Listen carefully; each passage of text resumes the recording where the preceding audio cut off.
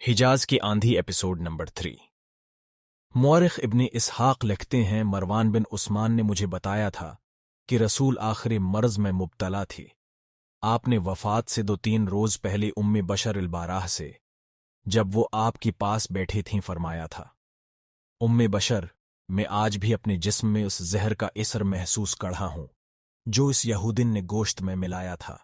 मैंने गोश्त चबाया नहीं, उगल दिया था, मगर जहर का सर आज तक मौजूद है। इसमें शक व शबह की गुंजाइश नहीं कि रसूल की आखिरी बीमारी का बायस यही जहर था। नसरानी ने यह वाक़ा अबू सलमा इब्नी दाऊद और सबको सुनाया। मुझे ये वाक़या याद है। अबू सलमा ने कहा, मुझे अपनी तमाम तजुर्बात याद हैं जिनमें हम नाकाम रही थी। मदीना पर कुरैश का हमला कोई पुरानी बात तो नहीं। मुसलमानों ने मदीना के इर्द गिर्द खुंदक खोद डाली थी। बनी इसराइल मदीना में थी।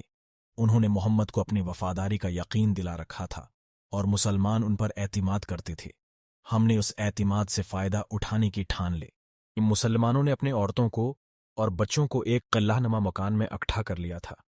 हमारा एक आदमी मोहम्मद की कत्ल के लिए रात के वक्त जा रहा था। वो इस मकान के करीब रुक गया तो उसे हसान ने देख लिया और मोहम्मद के फूफे सफिया को बताया कि एक यहूदी मशकूक अंदाज से खड़ा है।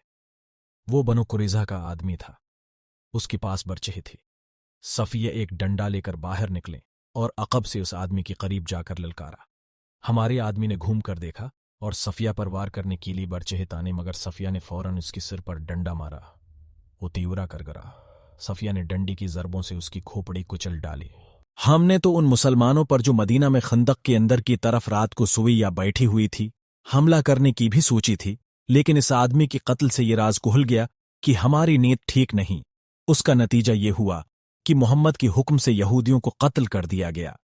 जिन मुसलमान का ये यहूदी जिक्र कर रहा था वो हुबैब इब्न काब था। वो मदीना में तिजारत की सिलसिले में जाता रहता था और आकाबिर मुसलमानों की मकरबीन में से था। इन दिनों वो कुछ अरसी के लिए अपनी गोलन आया हुआ था। इसकी 2 बीवियां थीं, जिनमें से एक किसी लाइलाज मरज में मुब्तला थी। इसी की इलाज मुआलजे के लिए गोलन आया था। इसका गोला मदीना से 20 मील की लगभग दूर था। तिजारत ही यहूदियों का पेशा था। उसे पता चला कि मदीना का एक अहम आदमी आजकल अपने गोलन आया हुआ है, तो इस यहूदी ने उसके साथ दोस्ती पैदा कर ली और सोचने लगा कि इस शख्स को मुसलमानों के खिलाफ किस तरह इस्तेमाल किया जाए। इसकी मुलाकात अबू सलमा से हुए तो अबू सलमा ने यह मंसूबा बनाया जिस पर अब अमल हो रहा था। इस यहूदी ने, जिसने हुबैब इब्न काब के साथ दोस्ती पैदा की थे, हुबैब को एक शादी का मशूरा दिया और उसे यह भी कहा कि वो उसे एक बड़ी खूबसूरत मुसलमान लड़की ला देगा। हुबैब शादी के लिए तैयार हो गया था। आम तौर पर कहा जाता है कि अरब जिस्मानी आसूदगे और ताइश के लिए ज्यादा बीवियां रखते थे। ये सही है नहीं। अरब दरअसल ज्यादा से ज्यादा नरेना औलाद पैदा करने के लिए ज्यादा बीवियां रखते थे। इस वक्त ताकतवर उसी को समझा जाता था जिसके भाई और बेटी ज्यादा होते थी। हुबैब भी उन्हीं अरबों में से था। इसकी 2 बीवियां थीं, जिनमें से एक किसी लाइलाज मरज से करीबल मर्ग थी। वो दूसरी शादी का हाजतमंद था। हुबैब का ये यहूदी दोस्त अपना तिजारती माल बेच के चला गया। कुछ दिनों बाद एक आदमी चादर में लिपटे हुए एक जवान लड़की को साथ ली उसके घर आया। इसने अपना नाम इब्न दाऊद ही बताया।